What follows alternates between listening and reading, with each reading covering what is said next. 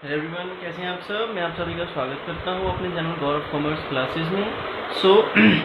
आज class 11th की video है अकाउंटिंग की। अकाउंटिंग टर्म्स का लास्ट लेक्चर है, लेक्चर 4। इसमें सारी अकाउंटिंग टर्म्स ऑलमोस्ट कवर हो जाएंगी आपकी।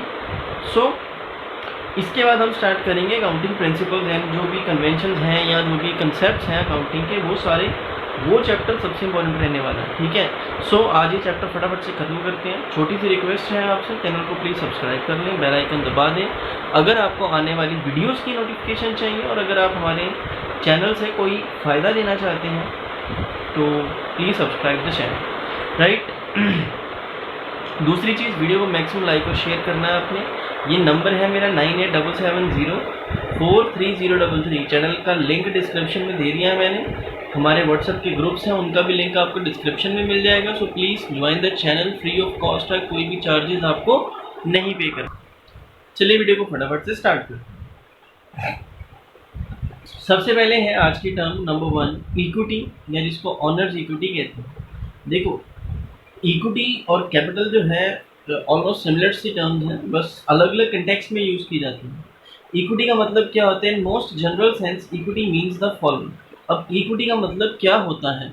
इक्विटी का मतलब होता है एसेट्स में से जब हम लायबिलिटीज़ को माइनस कर देते हैं, वो हमारी क्या बन जाती है? इक्विटी। इक्विटी को कैपिटल भी कहा जाता है, बस इनकी सेंस चेंज हो जाती है अलग अलग कंटेक्स्ट में। जैसे कंपनी के केस में इक्विटी वर्ड यूज़ किया जाता है, पार्टनरशिप के केस में, और सोल प्रोप्राइटर के केस में जो है वर्ड यूज़ किया जाता है कैपिटल। आपने 11th क्लास में जितनी भी अकाउंटिंग पढ़नी है वो सारी की सारी सोल प्रोप्राइटर की है, सिंगल बिजनेसमैन की है। मतलब इसमें ना तो पार्टनरशिप आपने करना है और ना ही आपने कंपनी अकाउंटिंग करना है। बड़ा सिंपल सा पार्ट है। अब इक्विटी का मतलब क्या है? Equity means the percentage of stock a person has the ownership interest in the company. कि किसी पर्सन का किसी कंपनी में कितने परसेंट इंटरेस्ट है। इंटरेस्ट का मतलब कि उसकी कितने परसेंट शेयरिंग है, कितनी परसेंट उसकी स्टेक है, उसको हम बोलते हैं इक्विटी। एक पर्सन का किसी कंपनी में कितना हिस्सा है उसको हम बोलते हैं नॉर्मल भाषा में इक्विटी। नेक्स्ट टर्म आती है हमारी प्रॉफिट। देखो, प्रॉफिट से तो सब वाकिफ हैं ही कि प्रॉफिट एक ऐसा टर्म है जो किसी बिजनेस के लिए सबसे ज़्यादा इंपॉर्टेंट रहता है। प्रॉफिट का मतलब क्या है? Is revenue. प्रॉफिट एक रेवेन्यू है जिसमें से हम माइनस करते हैं एक्सपेंसेस को। देखो, रेवेन्यू जो होता है वो ग्रॉस इनकम होती है, नेट इनकम नहीं होती। जब हम ग्रॉस इनकम में से खर्चों को माइनस कर देते हैं, मतलब ऑपरेटिंग एक्सपेंसेस को, आपको आगे पढ़ाऊंगा मैं, तब हमारे पास जो है नेट फिगर निकल के आती है, उसको कहते हैं profit. Reduction for taxes, interest and depreciation are included in this. जो टैक्सेस का रिडक्शन है, इंटरेस्ट का रिडक्शन है, डेप्रिसिएशन का रिडक्शन है, वो करने के बाद हमारे पास जो निकल के टर्म आती है उसको बोलते हैं नेट प्रॉफिट। नेक्स्ट है रिटेन्ड अर्निंग। रिटेन्ड अर्निंग्स का मतलब क्या होता है? देखो, रिटेन का जैसे कि मतलब होता है कि रखना, अर्निंग्स का मतलब है कमाना। तो कमाई को रखना is called retained earnings. Money which is left after all the bills have been paid. कि जो पैसा सारे बिल्स को पे करने के बाद हमारे पास बच जाता है और सारे शेयर होल्डर्स को डिविडेंड्स पे करने के बाद बच जाता है, उस पैसे को कहते हैं रिटेन्ड अर्निंग। मैंने आपको डिविडेंड का मतलब लास्ट वीडियो में भी बताया था। डिविडेंड का मतलब होता है प्रॉफिट का कुछ हिस्सा जो कंपनी के शेयर होल्डर्स को दिया जाता है। ठीक है। सोल प्रोप्राइटर के केस में या पार्टनरशिप के केस में डिविडेंड्स नाम की कोई चीज़ नहीं होती है। डिविडेंड्स जो है वो हमेशा कंपनी के केस में ही यूज़ किए जाते हैं। ठीक है। तो रिटेन अर्निंग का मतलब कि सारे खर्चे करने के बाद जो भी जिसको डिस्ट्रीब्यूट करना है वो करने के बाद जो पैसा बचता है उसको कहा जाता है रिटेन्ड अर्निंग।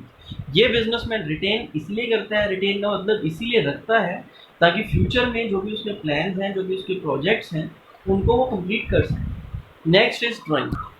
ड्राइंग्स का मतलब क्या होता है? देखो, ड्राइंग्स का मतलब होता है ड्रॉ करना। अब ड्रॉ किस चीज़ को करना? पैसों को। Drawings means any amount which is withdrawn by businessman owner for his her personal use termed as drawings.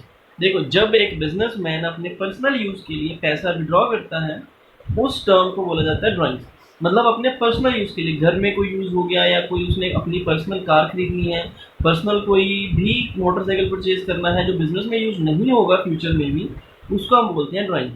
तो जो पैसा बिजनेसमैन अपने पर्सनल यूज़ के लिए ड्रॉ करके लेके जाता है कैपिटल में से, तो इसको बोलते हैं ड्राइंग्स। तो ड्राइंग्स की अमाउंट कैपिटल में से हमेशा लेस होती है क्योंकि कैपिटल कम हो गई देन रेवेन्यू।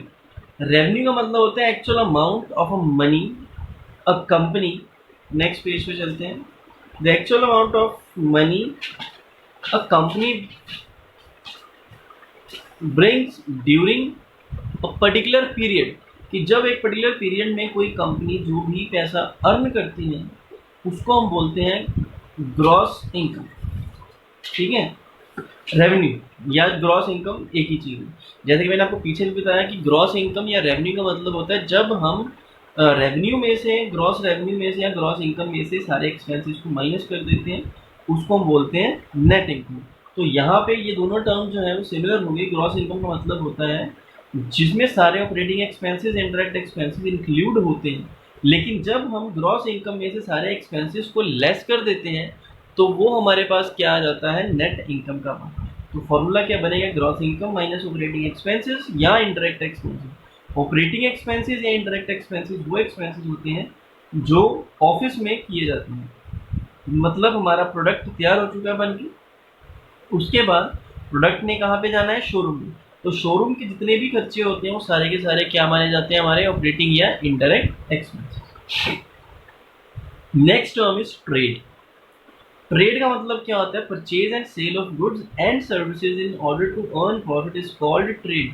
गुड्स को खरीदना या गुड्स को बेचना, ठीक है, या सर्विसेज को खरीदना या सर्विसेज को बेचना in order to earn profit, मतलब प्रॉफिट कमाने के लिए, उस टर्म को हम कहते हैं ट्रेड। सिंपल बिजनेस करना गुड्स का या सर्विसेज का, that is called trade. Then proprietor, ये आप कह चुके हैं पीछे, प्रोपराइटर का मतलब होता है ऑनर। प्रोपराइटर अकाउंटिंग वर्ड है, प्रोपराइटर जो है उसका मतलब होता है व्यापारी, एक वो पर्सन जो कंपनी में कैपिटल इन्वेस्ट करता है and entitle to have all the profits and losses of the business is called profit. और जितना भी प्रॉफिट या लॉस बिजनेस में होता है वो सारे का सारा खुद बियर करता है, सारे का सारा खुद अपने सिर पे लेता है, उसको कहते हैं प्रोपराइटर।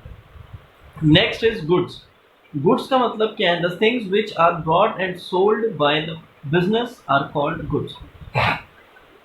मतलब गुड्स जब खरीदी जाती हैं या बिजनेस द्वारा बेची जाती हैं उसको हम कहते हैं goods.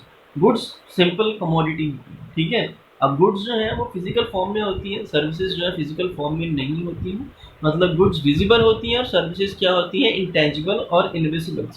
Then when we purchase the goods it is called purchases, when we sold the goods it is called sales. इसके बाद नेक्स्ट हमारे पास आता है परचेज रिटर्न। बहुत सिंपल सिंपल सी टर्म्स रहेंगी, जैसे मैंने आपको पहले भी बताया था, जो मुश्किल वाला काम था वो निकल गया है। अब बहुत सिंपल सिंपल सी टर्म्स है हमारे पास। परचेज रिटर्न, परचेज रिटर्न का मतलब कि जब गुड्स एक बार परचेज कर ली जाती है किसी बिजनेस के द्वारा, ठीक है, और बाद में जब उसको रिटर्न किया जाता है किसी भी रीज़न के कारण, उसको कहते हैं रिटर्न, परचेज रिटर्न और रिटर्न आउटवर्ड। अब वो रीजंस क्या हो सकते हैं जब गुड्स को वापस किया जाता है, गुड्स अच्छी क्वालिटी की नहीं है, गुड्स डिफेक्टिव है, तो बिजनेसमैन क्या करता है, परचेज की गुड्स को वापस कर देता है। सेल्स रिटर्न क्या होती है, जब हम गुड्स को सेल करते हैं तो हमारे कस्टमर्स भी हमें गुड्स रिटर्न कर सकते हैं। जैसे कि आप लोग अमेजोन से गुड्स परचेज करते हो तो कंपनी ने आपको सेल कर दिया, ठीक है, तो सेल्स जो आपको गुड्स कर दिए, कंपनी ने तो एक बार सेल दिखा दी, लेकिन गुड्स आपको पसंद नहीं आई, आपने क्या किया, उनको रिटर्न कर दिया, तो वो कंपनी के लिए क्या होगी, सेल्स रिटर्न, और आप लोगों के लिए क्या होगी, परचेज रिटर्न, ठीक है। सेल्स रिटर्न को सेल्स रिटर्न या रिटर्न इनवर्ड भी कहा जाता है। देन गेन, गेन जो है वो विंडफॉल प्रॉफिट्स होते हैं। विंडफॉल प्रॉफिट्स मतलब जो कभी कभी होते हैं, नॉर्मल नहीं होते। It is a monetary receipt as a result of non business transaction. जो बिजनेस ट्रांजेक्शन से फायदा होता है उसको प्रॉफिट्स कहते हैं, जो बिजनेस ट्रांजेक्शन से फायदा नहीं होता उसको गेन कहते हैं। जैसे आपने कोई एसेट बेच दी, मशीनरी बेच दी या इन्वेस्टमेंट बेच दी, उसको बेचने से आपको प्रॉफिट हो गया, तो वो आपका क्या बन जाएगा, गेन। ये विंडफॉल गेन होते हैं, ये कभी कभी होते हैं, रोज रोज नहीं होते। देन डिस्काउंट, डिस्काउंट का मतलब क्या होता है, concession, rebate allowed by a businessman to its customer is called discount. देखो डिस्काउंट के बारे में तो आप लोगों को बहुत अच्छे से पता होगा कि हम परचेज करते हैं जब भी कुछ, सबसे पहले डिस्काउंट देखते हैं कि कितना है किसी प्रोडक्ट के ऊपर, ठीक है। तो जो भी छूट हमें मिलती है, जो रिबेट मिलती है सेलर से, उसको हम बोलते हैं डिस्काउंट। अब डिस्काउंट होता है दो तरह का, एक ट्रेड डिस्काउंट, एक कैश डिस्काउंट। ट्रेड डिस्काउंट जो है वो लिस्ट प्राइस पे मिलता है, टोटल पे, ठीक है, प्लस ये बुक्स में शो नहीं किया जाता। जैसे मान लीजिए किसी लॉट का प्राइस जो है वो है 1 लाख, 1 लाख उसका क्या हो गया, लिस्ट प्राइस। अब इसके ऊपर ट्रेड डिस्काउंट जो है वो लगाया जाएगा और ये ट्रेड डिस्काउंट दिखाया नहीं जाता बुक्स में। बुक्स में मतलब इसकी कोई जर्नल एंट्री नहीं होती। मान लीजिए 10% डिस्काउंट है, 10,000 इसका ट्रेड डिस्काउंट हो गया, तो जितनी नेट वैल्यू आएगी 90,000, 90,000, हम 90,000 से ही जो है वो एंट्री डालेंगे, ना कि 1,00,000 से। नेक्स्ट है cash discount. Cash discount is simple, ये कैश पेमेंट या चेक के थ्रू पेमेंट जो कोई कस्टमर हमारा हमें करता है, तो उसके बदले में हम उसको कैश डिस्काउंट जो है वो अलाउ करते हैं। ठीक है, ये इमीडिएट पेमेंट के ऊपर होता है, मतलब अगर आप पेमेंट इमीडिएटली करते हो तो ये डिस्काउंट जो है वो दिया जाता है, अदरवाइज डिस्काउंट नहीं दिया जाता। और ये बुक्स में प्रॉपरली शोन किया जाता है, मतलब दिखाया जाता है। नेक्स्ट है बैड डेट्स, ये भी बहुत ही इंपॉर्टेंट टर्म है। बैड डेट्स पहले मैं बता दूं आपको, ये एक ऑपरेटिंग एक्सपेंस है। क्या है? ऑपरेटिंग एक्सपेंस, या इसको आप इनडायरेक्ट एक्सपेंस भी कह सकते हैं। Bad debts which could not be recovered from the debtors due to his और हर इंसॉल्वेंसी। मतलब बैड डेट्स एक वो अमाउंट होती है जो डेटर से, मतलब डेटर्स कौन लोग होते हैं? जिनको हमने गुड्स बेचा उधार पे, ठीक है, और गुड्स बेचे उधार पे जब, तो वो पर्सन उसकी पेइंग कैपेसिटी जो है वो नहीं है पे करने के लिए पैसा, तो उस केस में जो पैसा उससे रिकवर नहीं हुआ उसको हम बोलते हैं बैड डेट्स। जो हमारे डेट्स थे जिनसे हमने पैसा लेना था वो क्या हो गए? बैड हो गए, तो उनसे पैसा रिकवर करना पॉसिबल नहीं है। It is called bad debts. Insolvency का मतलब होता है दिवालिया निकलना, किसी पर्सन का दिवालिया निकल जाता है उसको बोलते हैं इंसॉल्वेंसी। ठीक है, या डिसएबिलिटी टू पे, मतलब वो कैपेबल नहीं है पे करने के लिए, तो जो अमाउंट उससे रिकवर नहीं हुई उसको हम बोलते हैं बैड डेट्स। बैड डेट्स मैंने जैसे कि आपको पहले भी बताया कि ऑपरेटिंग एक्सपेंस है, बुक्स में प्रॉपरली शो किया जाता है, प्रॉफिट एंड लॉस की आइटम है ये।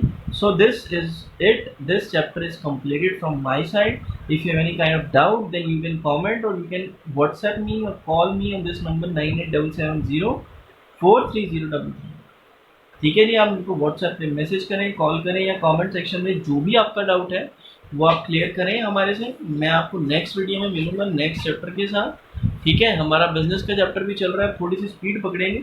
ठीक है, सो मैं मिलता हूँ नेक्स्ट वीडियो में, तब तक के लिए टेक केयर, ध्यान रखिए अपना, सारे घरों में रहें और ऑनलाइन पढ़ें। हमारे चैनल को प्लीज़ सब्सक्राइब कर दें। Thank you so much.